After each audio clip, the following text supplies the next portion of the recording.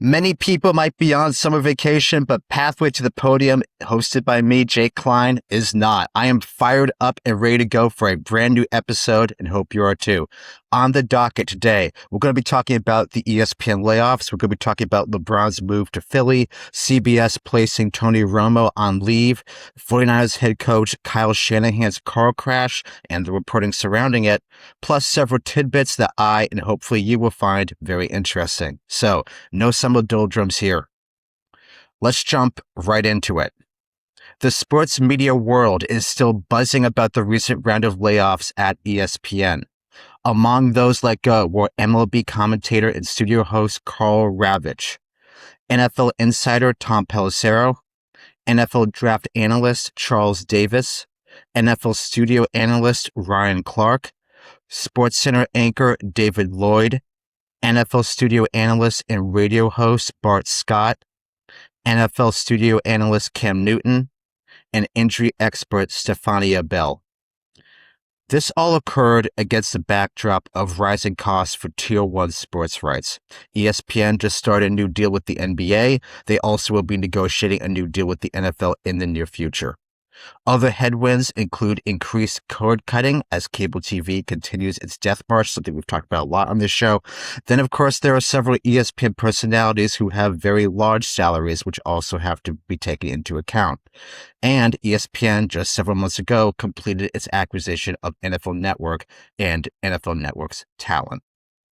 So everyone had at least an inkling that this was going to be coming. Many behind the camera will let go as well, and the firings here were not just limited to ESPN. Rather, this occurred across the Disney-owned networks. National Geographic got particularly hard, it should be noted. Now, in a moment, I'm going to be going into a bit more in depth here with some of the names I just mentioned, several of the people we are accustomed to seeing and hearing on the screen. Now, this is a sports biz and media biz podcast. I'm going to approach these firings just as I would expect these personalities to report and opine on the athletes they cover. Specifically, looking at the business decisions here made by ESPN executives and why they thought certain individuals had to be let go. Ryan Clark's termination has gotten the biggest headlines, but that one's pretty self-explanatory. It was one headache after another with him, and at some point, ESPN's tolerance simply ran out. And this is unfortunate, too. I mean, he won a sports Emmy just 3 years ago for Outstanding Personality Studio Analyst. He also has his hosting gig at Inside the NFL, which, to be clear, is not affiliated with ESPN, but he kind of lost his way over time. Perhaps that can be attributed to his podcast. Maybe that went to his head a little bit, having a platform where he could speak essentially unfiltered. You look at the rest of the main NFL Live crew, and that being Laura Rutledge, Dan Orlovsky, Mina Kimes, and Marcus Spears. They all continuously up their game year after year, providing useful insight that engaged and informed the audience. Now, Clark used to do that too, but as the years went on, his points tend to be far more generic than his colleagues. This, coupled with all the distractions he was involved in, a bunch of extremely public and controversial moments which were embarrassing for the network, these made him stand out like a sore thumb. So, long story short, this was the least surprising of the firings. Moving now to Charles Davis. I don't know if there's another outlet available where Charles Davis can showcase his draft and scouting knowledge like he had at NFL Network, and he absolutely cooked there. He excelled. Davis, remember, still was a commentator for CBS as well. He had been paired with Ian Eagle as CBS's number 2 play calling team up until last year when J.J. Watt assumed that role. And J.J. is great and has gotten a lot of praise, but sadly that meant Davis was relegated and called less meaningful NFL games last year. Now, starting this year, he will shift to calling college football once more, succeeding Gary Danielson, who has retired. So, lots of change for Davis in a relatively short span of time. I know ESPN has a cavalcade of draft analysts, but I definitely would have kept Davis if I were them. He's far too good at what he does. And look, nothing here happens in a vacuum. I think it's pretty safe to say at this point that Matt Miller will never appear on an ESPN platform again. So the network's down one draft analyst there. I am intrigued, though, when it comes to the 2028 NFL draft, when that rolls about, whether ESPN, ABC, and NFL Network will each have their own separate broadcasts like they did this year, or if they consolidate a little bit. Firing Charles Davis, who was such an important figure on NFL Network's draft coverage, may serve here as a smoke signal as to which way Disney is leaning. The firing of NFL insider Tom Pelissero likewise was a pretty harsh decision, but from ESPN's standpoint, it is understandable. When they inherited all of the NFL Network insiders, adding those to all of their own existing reporters, it does feel a bit like overkill. The good news here for Pelissero is he is extremely respected. He has a great reputation. He has solid contacts, and he's still relatively young. Any of the other NFL broadcasters would be happy to pick him up. I can think of every NFL studio show on any of these platforms. They could easily use his skills without question. I think of all the people fired, Pelissero is probably placed in the best position here, and it may even come with a raise. He'll be highly sought after. You can mark my word about that. Now, the firing I want to focus on a lot here, which I think has a lot of layers to it, is Karl Ravech. Viewed as an ESPN lifer, he had been with the network for 33 years, serving in a variety of roles. He was best known for being the longtime host of Baseball Tonight and for calling MLB and Little League World Series games. Lots of people were surprised by this firing, myself included, given how synonymous he was with Major League Baseball and ESPN. But after reflecting on it a bit, you can kind of see the logic here. And before we go any further, just to avoid any confusion, if you were watching last Thursday night's National Braves ESPN game, that was indeed Ravech on the call. He has been laid off, but he will still be on the ESPN airwaves this summer. Now, this is not unprecedented.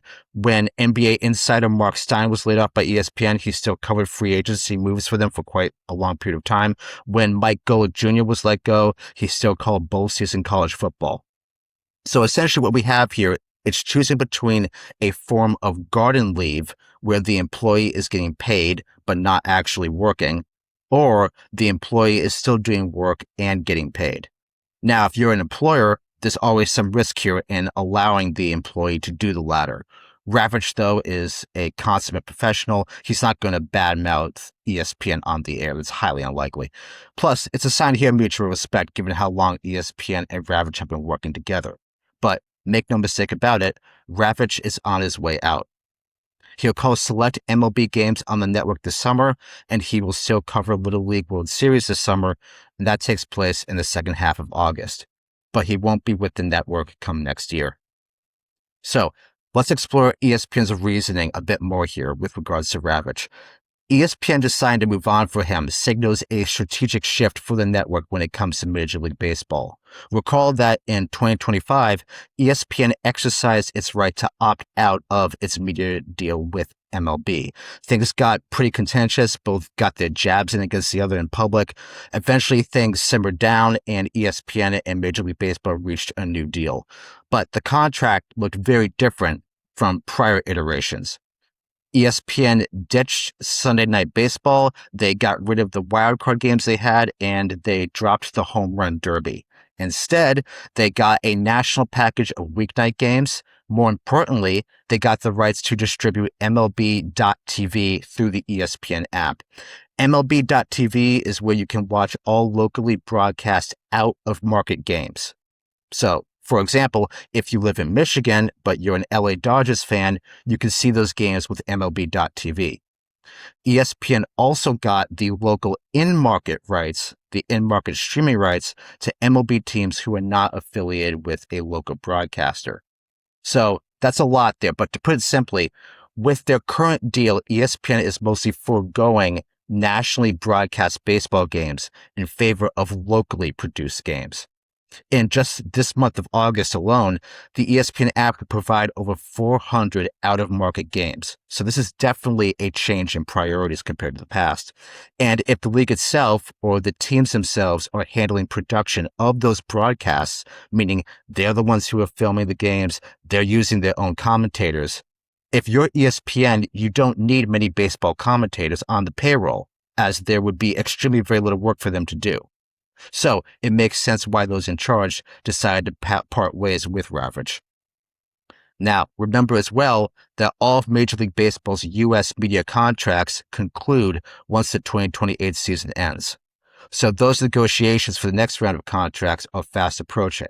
Not to mention, you also have the potential of a lockout coming out too. So the Major League Baseball office is going to be very busy over the next years and months. If ESPN here is shedding itself of on-air MLB talent now, it could indicate that they likely will remain focused on local baseball rights once that new deal kicks in. Quick notes as well here on the other firings that I mentioned with David Lloyd. This feels like a case of ESPN simply wanting to go with fresher faces who presumably are less expensive, because David Lloyd was a very good SportsCenter anchor, particularly when he was and a calm and controlled demeanor that fits well for when those moments arise. Richard Deitch recently had on his podcast Linda Cohn, who concluded her 34-year run at ESPN back at the end of June, and Neil Everett, who left ESPN in 2023 after 23 years with them. And both of them expressed their frustration here over how little attention was being paid by the media to Lloyd getting laid off, as well as the many other people behind the scenes who were losing their jobs, while so much attention was focused on the people with the loudest voices instead. And I think that observation by them is really spot on. Lloyd was not the flashy type. Instead, he was extremely steady and reliable. Those used to be desirable traits for an anchor, but perhaps in these days they no longer are. With Cam Newton, this is the third big-time first-take personality ESPN has let go for one reason or another in a relatively short span of time, the other two being Michael Irvin and Shannon Sharpe. So another NFL season comes around with a different first-take panel. Bart Scott getting laid off means further changes are coming to ESPN's radio's lineup, which seems to be undergoing a revamp almost every year now. I could possibly envision Steve Smith Sr. perhaps assuming Scott's seat on shows such as Get Up. We shall see. As an injury expert, Stephania Bell carved a fairly niche role for herself, so it does feel a bit odd that ESPN is letting her go. Do they plan to replace her with someone else, or are they going to be removing that role entirely? If it's the latter, I think that is a pretty large error in judgment, given how tuned in people are to sports gambling, to prediction markets, to fantasy sports. There definitely is some value here in having a couple of TV segments explaining the severity of injuries athletes are suffering from and what a projected timetable might be for them to recover. The network has plenty of gambling experts on, so if anything, I think an injury expert on as well would be extremely additive. So, just going over those names, there's no way to sugarcoat it here. This was a very rough week for ESPN. Layoffs are part of the business, and everyone knows that. And Disney, like many other media companies, they are the norm here. They are not the exception. They have done a lot of these layoffs over the years.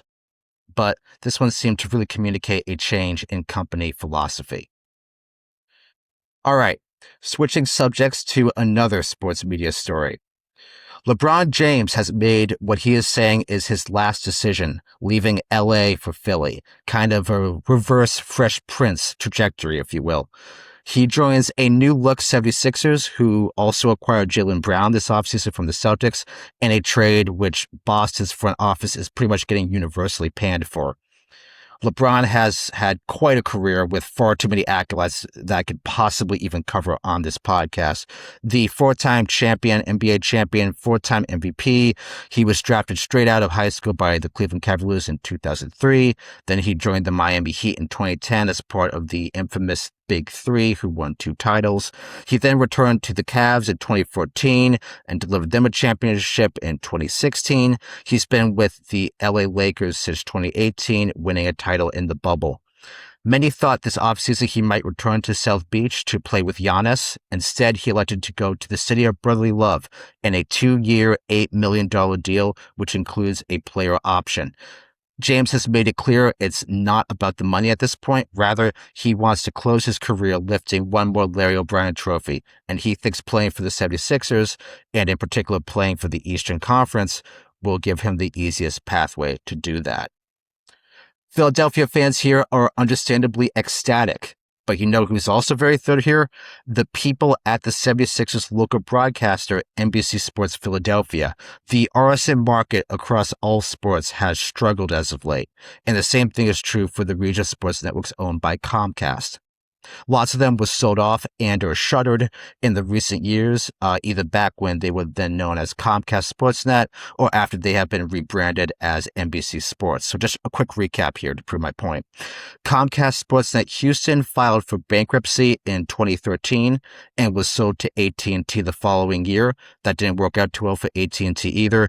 NBC Sports Northwest ended in 2021 when the Trailblazers jumped ship for Root Sports. NBC Sports Washington was sold to Monumental Sports and Entertainment in 2023, and NBC Sports Chicago went off the air in 2024 after the Bulls, Blackhawks, and White Sox launched their own Chicago Sports Network, and the Cubs shifted to Marquee Sports Network. So at this moment, NBC is now down to just 4 RSNs. You have NBC Sports Boston, home to the Celtics, NBC Sports Bay Area, which broadcasts the NBA Warriors and MLB's Giants. You have NBC Sports California, which has the NBA's Kings, the NHL Sharks, MLB's Athletics, and you have the aforementioned NBC Sports Philadelphia, which shows games for the 76ers, for MLB's Phillies, and the NHL's Flyers. There has been some speculation here that NBC could divest themselves of one or more of those RSNs in the near future. Whether that happens along a same or different timeline as Comcast spinning off of NBC Universal, which we talked about in another recent pod, if that happens at all, is still to be determined. Lots of potential ways this could go still, but it's worth highlighting. Suffice to say here that LeBron heading to the 76ers will be a boon for NBC Sports Philadelphia. It will probably also be beneficial to the streaming service Peacock, where you can subscribe to NBC Sports Philadelphia as an add-on if you are within that geographic footprint. The 76ers' long maligned trust the process philosophy has yet to yield positive results, but you can bet your bottom dollar here more eyeballs will be tuning in this season to see whether this team can end a title drought that dates back to 1983. A bit of sneaky, important news dropped last week, and you know I do enjoy these under-the-radar announcements. The NFL, at long last, has locked in a date for the 2028 Super Bowl. That is Super Bowl 62 for you guys who love Roman numerals. That game, which would be held at Atlanta Stadium, we can call it now Mercedes-Benz Stadium. We can call it again that because the World Cup is now officially over. No more Atlanta Stadium. It is now Mercedes-Benz Stadium once more. It is back from the dead. That game will take place on February 13th, 2028. Why is that important? That date there selected indicates that the NFL, which has made absolutely no secret about it, that they have aspirations to expand the regular season to 18 games, that the NFL is throwing in the towel, at least when it comes to the 2027 season. Dates for Super Bowls need to be locked in well in advance so all the hotels can properly accommodate the media and fan bases that come with this enormous event. This one took a long time to finalize, so presumably the league was holding out as long as they could in the hopes they could reach some sort of agreement with the NFLPA. But now it seems that the earliest the regular season could expand from 17 to 18 games would be the 2028 season instead of the 2027 season. The leadership vacuum that has plagued the NFLPA, the NFL Players Association, which the union has only recently resolved here, has had a series of unintended consequences. Namely, messing up the NFL's desire to their desired timetable here to add an 18th regular season game, depriving the league here the chance of securing a lot more revenue. The NFL had hoped to implement an expanded regular season, as I said, by 2027. They also hoped that once that was in place, they then could turn to their other plan to add, to negotiate with CBS and Fox and ESPN and Amazon, all their incumbent broadcast partners, and renegotiate those deals. But neither of those things have happened at this point. Because the NFLPA took so long to get their leadership in place, the union was no longer in a position to negotiate with the NFL. So in turn, that made it much more difficult for the league to negotiate with the networks, who aren't even sure how many games are going to be in future seasons. So the whole thing is an enormous mess at this point. There's a lot of confusion here. It's also a rare occasion where the NFL isn't calling all the shots. It takes two to tango, and their dance partner is running late. But here's what we do know. The 2027 Super Bowl, which of course concludes this upcoming 2026 season, is set for February 14th, which ESPN and ABC will televise. Not only will the big game take place on Valentine's Day this season, but it will occur during President's Day weekend.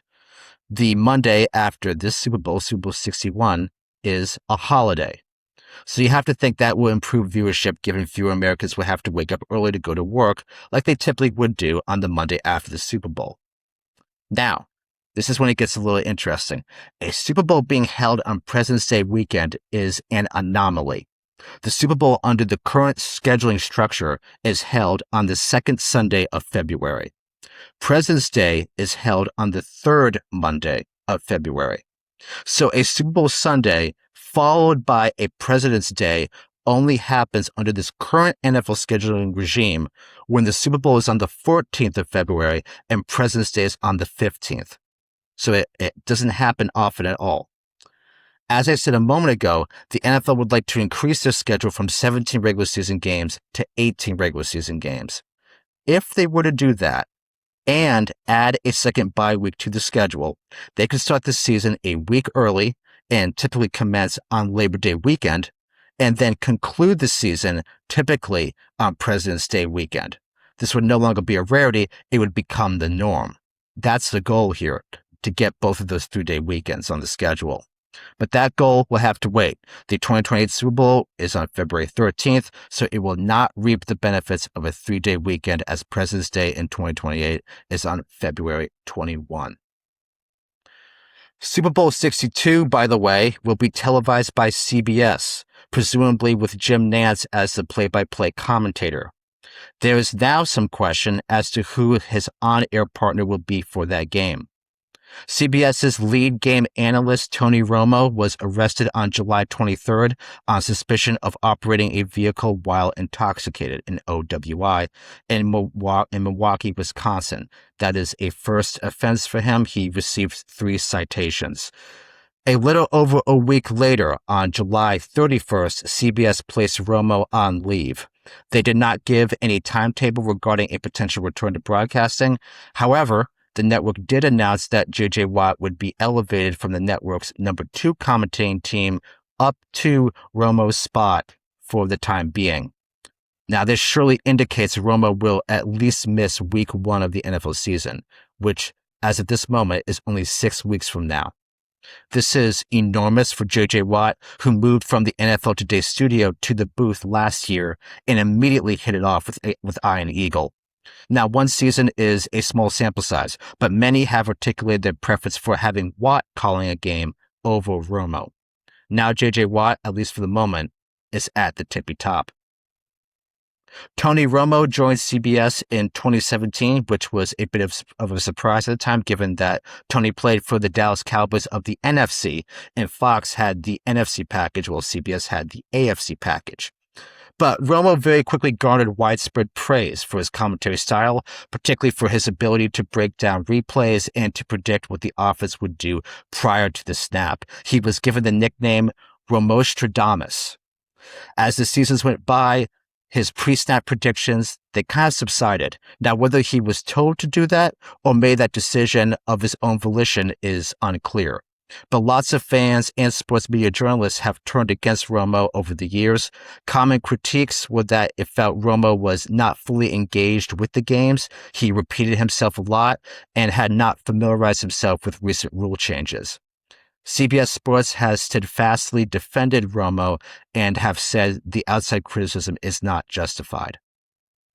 And they proved that when in 2020, Romo signed a 10-year extension with CBS worth reportedly between $170 million and $180 million. He currently has 4 years remaining on that contract, so he's owed somewhere between $68 and $72 million over that span of time. Now, we don't know what his contract says about incidents such as an OWI or being placed on leave, whether that impacts his compensation or gives CBS the ability to terminate the deal.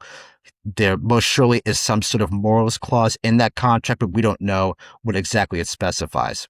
We just don't know. But what we do know, though, is with Watt going up to CBS's number one crew now, that of course will impact the other commentating teams CBS has. CBS has yet to announce those assignments, but they have to do it relatively soon because, again, kickoff is only 6 weeks away here, so this is a tight schedule. If Romo's suspension is short, this isn't that complicated. But if this is a long-term suspension, or if CBS were to fire and or sideline Romo, this would trigger a massive reshuffling of talent. It maybe also open the door to CBS hiring another retired player to fill a vacancy. There are a ton of permutations here.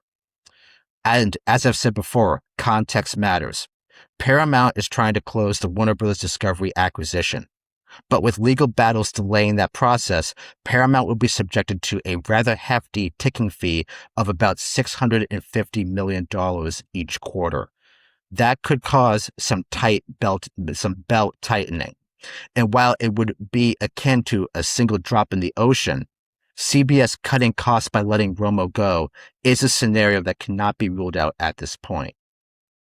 If I were Romo, I would definitely make an effort to avoid any further run-ins with the law and hope that this leave is only a slight blip. Looking ahead to week 1, both CBS and Fox open the season with doubleheaders.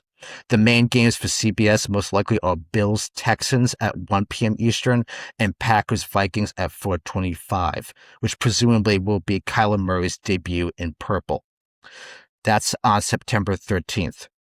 Week 2, on September 20th, Fox has a doubleheader.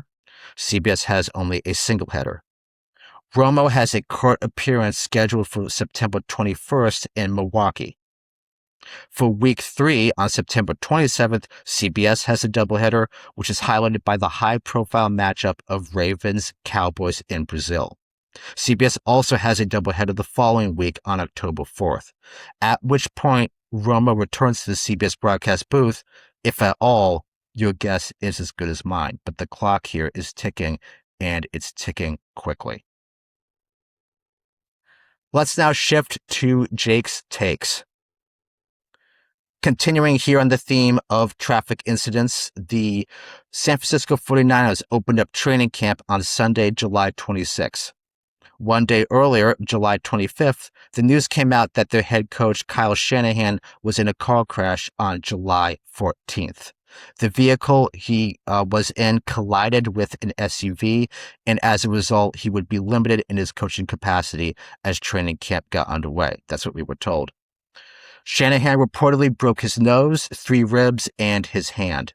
He stayed at a local hospital for much of the night before being released. He needed more than 40 stitches in his face and additionally suffered what Schefter is calling, quote, a severe concussion. Now, it is because of the concussion symptoms Shanahan is experiencing that assistant head coach Chris Forster is temporarily assuming some of Kyle's responsibilities. Here's hoping Shanahan has a speedy recovery. Now, the manner in which this news was rolled out, this is a massive mishandling by the 49ers PR department. They should have gotten out in front of this shortly after the incident occurred, not a week and a half later, particularly now that head coaches are under even greater spotlight moving forward. We can all thank Mike Vrabel for that. By the way, Mike, that was a real cute puppy you brought to the stage. Good tactic there, Mike. And also particularly now that sports figures getting involved in car crashes immediately conjures to mind Tiger Woods and his troubles. Whether you like it or not, that's what comes to mind. See episode 4 of this podcast for more on Tiger's incident. But back to the situation here at hand. When the news first broke, we did not know who was at fault with this, or if anything happened here other than your standard type of car accident. But the team taking so long to announce it made people start speculating as to why this information was withheld for so long. And that's a very fair question to ask. And make no mistake about it, Shanahan being involved in a collision is a newsworthy item. Outside of ownership and general manager, Shanahan is the leader of the team, a team worth many billions of dollars. Remember the Seahawks who were just sold for slightly under $10 billion? The 49ers are worth a hell of a lot more than that. It's San Francisco, it's Silicon Valley. They are one of the most valuable sports franchises in the entire world, and their head coach was so severely injured he couldn't perform his regular duties some 2 weeks after the incident. This is news. It would be news if it involved any of the 32 head coaches in the NFL. And Shanahan is much more than your average coach. He has 2 Super Bowl appearances with the 49ers and also led the Falcons to a Super Bowl as an offensive coordinator some years prior to that. He is at or near the top of nearly every head coaching list. He is not a nobody. And for those saying we should respect Kyle's privacy, you don't get a private life when you hold a job this high up in the ranks. You just don't. This is part of what you signed up for.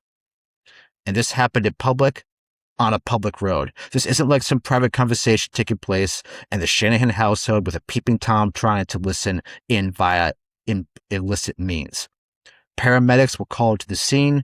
Kyle had to go to the hospital. This is very public.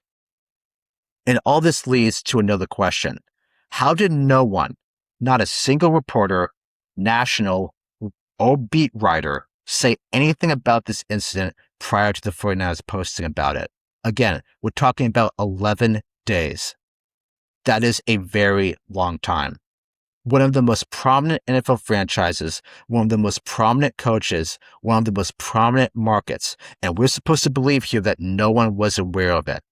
No one who covers the team or the league as a whole was notified. In this day and age, I find that extremely implausible. This is the NFL, America's lifeblood, a 24/7, 365 news cycle. When a backup's backup gets cut, it makes headlines. But in this particular instance, we're supposed to believe the small army of NFL reporters across all outlets, big and small, were totally in the dark. If you believe that, I have a bridge to sell you. Now, if you look at the timestamps of certain social media posts, reporters very quickly posted news about the accident just after the 49ers did. Here's the timeline.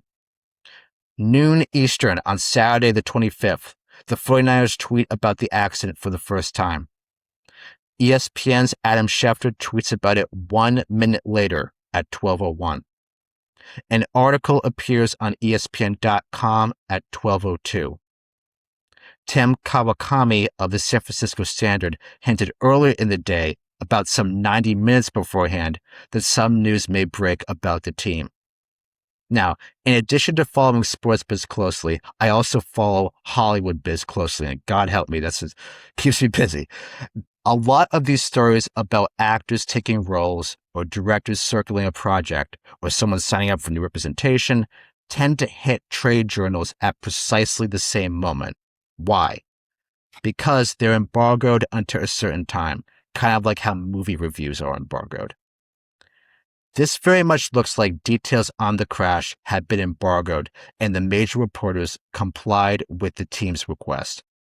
So if insiders sat on this info, how long do they sit on it and why? What is the quid pro quo? What is there to hide if this were a simple car accident? This whole thing was quite strange. It also further highlights how nearly all the information these insiders report are not leaks, but rather intentional disclosures from the teams or players' agents. There isn't any investigating going on. There isn't any chasing down of sources. Rather, they just push out what they're told to say. This is a very bad look for all involved. And unfortunately, it's par for the course for this industry. When it comes down to it, it very much appears a select group of reporters who had access to the 49ers and wanted to continue having access to the 49ers let the team roll out the story on their own terms and on their own timeline. I am also very ticked off with some folks who went way out of their way here to villainize people who were asking for more details, such as who is responsible for the crash? Was Shanahan the only person in the vehicle, or were there others in the car? What was the extent of the damage, etc.? These are basic questions any true journalist should be asking. You shouldn't be labeled as a lunatic or a conspiracy theorist, a nutcase for trying to seek out more facts. But the enormous question was, why were the 49ers so hell-bent on controlling the narrative if this is the nothing burger that they claim it to be? Well, fortunately, some people started looking into this a bit more, and details started to come out. The California Highway Patrol's online database showed neither Shanahan nor the driver of the other car was cited, but Shanahan had been using his cell phone. The other driver was listed at fault per the database. Skip ahead to Tuesday, July 28, and Shanahan spoke directly to the press and said the crash was in fact his fault. Per his account of what happened, he said he was not using his phone, but had his phone on his lap and it slid off. He says he then turned his attention away from the road for a moment, and he swerved into the other lane, which led to the crash.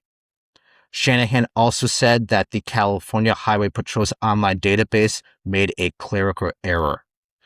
Lieutenant Nicholas Martinez of the Palo Alto Police Department in a statement likewise said it had been a clerical error, listing the other driver at fault. So yeah, there was more to the story after all. And I'm not here to rake anyone over the coals or anything like that, but the long and short of it is, what the 49ers originally said and what Kyle Shanahan later disclosed after essentially being forced to from outside pressure was actually quite different. Special thanks, by the way, to Tony Farmer, AJ Perez, Dan Patrick, Grant Cohn, Mike Florio, and Jason Barrett for likewise asking the right questions here and doing their own digging instead of parroting a highly suspect team-approved announcement. Hopefully that is the end of this and there are no more reveals, but the team did themselves absolutely no favors and opened themselves up to a bunch of speculation and conjecture by trying to contain and control the narrative as much as they did. They themselves fanned the flames here. This is very much an own goal. The simple solution would have been to get out in front of this much sooner. PR people, take note. There's a valuable lesson here. Transparency tends to be the best option because the truth will get out. And that wraps up this edition of Pathway to the Podium. We've had some absolute banger episodes as of late. If you haven't already checked them out, there's a really fantastic conversation with Eben Novy-Williams of Sportico going extremely in depth on the Seattle Seahawks sale and the economic sustainability of professional cycling. We also had Joe Flint of the Wall Street Journal going over Comcast's plan to spin off NBC Universal, plus the Paramount Warner Brothers Discovery merger. We've had Brandon Costa of the Sports Video Group giving us an inside look of FIFA's and Fox's broadcast of the World Cup, plus drone technology and score bugs. We've also had a news and notes edition about the Myles Garrett and A.J. Brown trades, plus NBA's technological advancements. And we've had Dylan Manfrey of the Sport Profile discussing the Sports Emmys. Please subscribe, follow, and like this podcast on social media. Video episodes of this pod are available on both Twitter/X and YouTube. On Twitter, that is at Jake A. Klein, that is JakeAKline, and at Pathway to the Pod. On YouTube, that is at Pathway to the Podium Pod. You can also follow on Instagram and TikTok at Pathway to the Podium. Thank you very much for listening and watching, and just going behind the scenes here, going behind the curtain for a second. While preparing for this pod, every time I thought it was good to go, some new news broke that made me completely rework this thing. So I had to go back and incorporate in my notes again and again. So this is an extremely up-to-date episode. Hope you found it informative. I'm Jake Klein, and I don't know about you, but I am still very much going through FIFA World Cup withdrawal. Have a good week, everyone.